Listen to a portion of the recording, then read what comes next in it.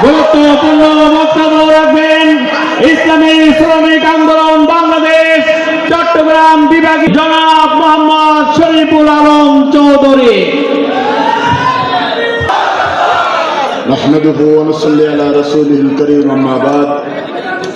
ইসলামী শ্রমিক আন্দোলন কেন্দ্রীয় সম্মেলনের সংগ্রামী সভাপতি উপস্থিত আছেন, ইসলামী শ্রমিক আন্দোলনের কেন্দ্রীয় নেতৃবৃন্দ এবং সারা দেশ থেকে আগত আমার শ্রমিক নেতৃবৃন্দ সহ বেশ হাঁটি হাঁটি পা পা করে টেকনাফ থেকে তেঁতুলিয়া, রূপসা থেকে পাথুরিয়া আজকে দুর্বার গতিতে এগিয়েছে।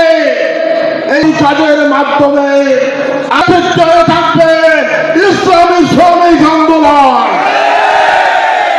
মেধার মাধ্যমে যে শ্রম হয়, তাদের শ্রমের গামের বিনিময়ে আজকের দেশের বড় বড় অট্টালিকা নির্মাণ হচ্ছে, আজকে ফ্লাইওভার হচ্ছে, রাস্তাঘাটের উন্নয়ন হচ্ছে, দেশের মধ্যে রেমিটেন্স আসছে, সমস্ত কিছুই শ্রমিকের হাত ধরে।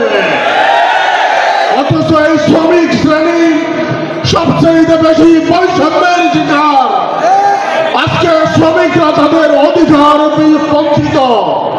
শ্রমিকের অধিকারকে ফিরিয়ে দিতে হলে, শ্রমিকের যদি অধিকার আমরা ফিরিয়ে দিতে চাই, ইসলামী সমাজনীতিকে বাস্তবায়ন করতে হবে, বৈষম্যকে দূর করতে হবে।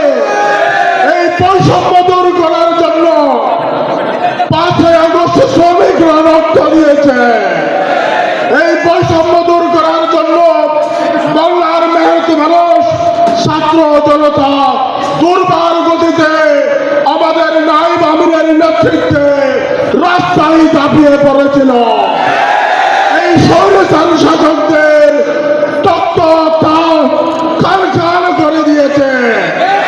আজকে আমি আহ্বান জানাতে চাই, যেহেতু এই শ্রমিকরা এই আন্দোলন সফল করার জন্য নেতৃত্ব দিয়েছে, এই শ্রমিকদের নেতৃত্বে আমরা আগামী দিনের দেশ গঠনে ঐক্যবদ্ধভাবে এগিয়ে আসতে হবে।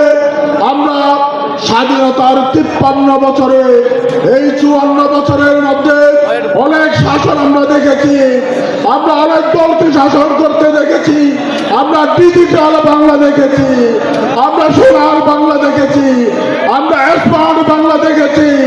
আগামীতে ইসলামের বাংলা দেখতে চাই, 7 টাকার বাংলাদেশ দেখতে চাই। ইসলাম দিয়ে, কোরআন দিয়ে এই দেশ শাসন হয়, সেই